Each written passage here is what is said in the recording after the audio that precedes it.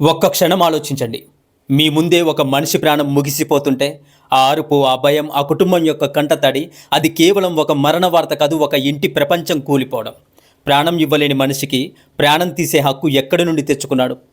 కోపంలో తీసుకునే ఒక్క నిర్ణయం జీవితాంతం మిగిలే పాపంగా మారుతుందనే విషయాన్ని ఎందుకు మనం గుర్తించలేకపోతున్నాం? ఒక మనిషిని కాపాడడం దేవుని పని అంటారు. అయితే ఒక మనిషిని గాయపరచడం ఏంటి మరి? అది మనసు చనిపోయిన పని కాదంటారా? ఈరోజు మనం మనలోని కోపాన్ని ఎదుర్కోవాలి, మనలోని హింసను ప్రశ్నించాలి. ఎందుకంటే హింసతో గెలిచేది ఎవరూ లేరు, కానీ కోల్పోయేది మాత్రం మనమే.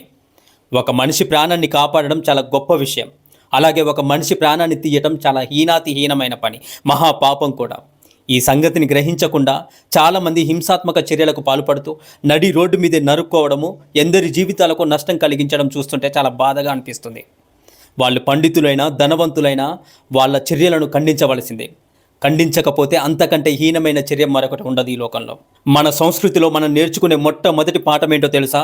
ఎవరిని గాయపరచకూడదు, లేదా ఎవరికి దుఃఖాన్ని కలిగించకూడదని. తమ ఆశ్రమ పరిధిలోని జింకలను దుష్యంతుడు చంపబోతుంటే బ్రహ్మచారులు అతనిని నివారించారు. దుష్యంతుడు వెంటనే తన ప్రయత్నాన్ని విరమించుకున్నాడు, కోపాన్ని తగ్గించుకున్నాడు. ఒక జింకను చంపటమే తప్పని భావించినప్పుడు మనిషి ప్రాణాన్ని తీయడం తప్పని వేరే చెప్పాల్సిన పనే లేదు. ఇతరులకు మనం కష్టాలలో ఏ విధంగానూ సహాయం చేయలేకపోవచ్చు, కానీ ఇతరులకు హాని కలిగించకుండా ఉండవచ్చు కదా. మన నీతి శాస్త్రాలలో దానిని ప్రాణాఘాతాన్ని వృత్తి అని అంటారు. కోపం కారణంగానే మనం ఇతరులకు హానిని కలిగిస్తున్నాం. అందుకనే కోపమే మనిషి యొక్క ఘోరమైన శత్రువు అని శాస్త్రాలు చెబుతున్నాయి. కోపాన్ని అధిగమించగలిగితే తద్వారా సంప్రాప్తించే పాపాన్ని తప్పించుకోగలం. అందుకనే మనిషి కోపాన్ని త్యజించాలి. అప్పుడే కోపం కారణంగా చేసే పాపాల నుండి తప్పించుకోగలడు. అందరి పట్ల ప్రేమాభిమానాలతో జీవితాన్ని గడిపితే జీవితం పుణ్యమయమవుతుంది. కోపరహితమైన జీవితం కొనసాగించే శక్తి అందరికీ లభించాలని మనస్ఫూర్తిగా కోరుకుంటున్నాను. కోపం వచ్చినప్పుడు ఒక్కసారి ఆలోచించండి. ఇప్పటి నుంచి నా కోపం ఎవరి మనసునైనా గాయపరుస్తుందా?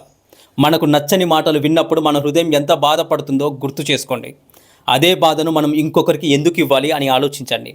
మన చేతిలో రెండు మార్గాలు ఉంటాయి. ఒకటి హింస, మరొకటి సహనం. హింస క్షణికమైన ఆనందాన్ని ఇస్తుంది, కానీ జీవితాంతం పశ్చాత్తాపం మిగులుస్తుంది.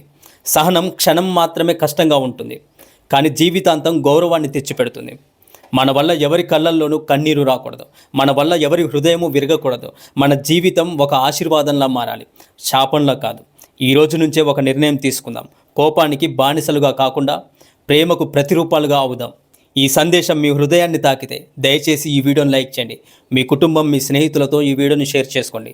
మన సమాజంలో ప్రేమ పెరగాలంటే ఇలాంటి మంచి సందేశాలు ఎక్కువ మందికి చేరాలి. ఇంకా ఇలాంటి హృదయాన్ని తాకే సందేశాల కోసం మన ఛానల్ని ఇప్పుడే సబ్స్క్రైబ్ చేసుకోండి. మనందరం కలిసి హింస లేని సమాజాన్ని నిర్మిద్దాం. హరే కృష్ణ. ఓం నమః శివాయ.